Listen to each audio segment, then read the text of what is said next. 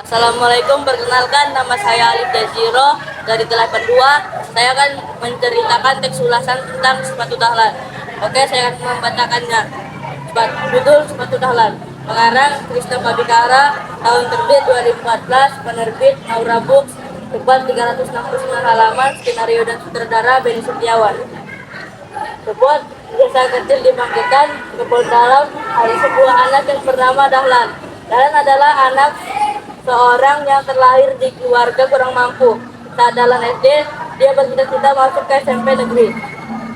Namun, Dahlan masuk ke pesantren karena Dahlan yang kurang baik.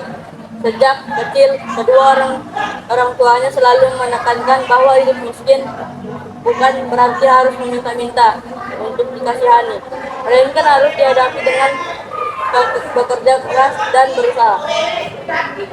Saat ibunya masuk rumah sakit, saat itu benar-benar tak ada makanan di rumahnya, dan adiknya yaitu Udin kerap meronta kelaparan. Sampai-sampai di perutnya dia harus dililitkan sarung untuk menahan perih lambungnya karena lapar.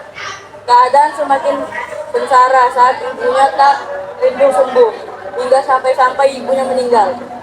Walau kehidupannya semakin sulit, ditambah kesedihan ditinggal oleh ibunya, Dahlan tetap berjuang, giat belajar dan tekun berlatih hingga dia terpilih menjadi anggota inti Poli.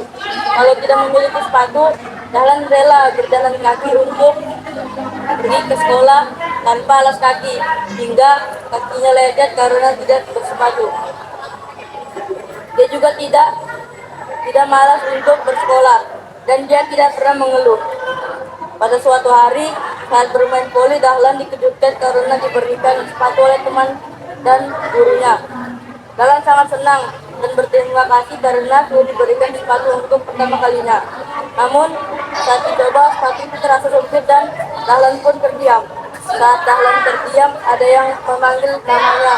Saat Dahlan menoleh, ternyata itu adalah ayah dan adiknya yang membawakan sepatu untuk Dahlan. Lalu Dahlan pun memberi sepatu pemberian teman dan gurunya dan diberi oleh adiknya.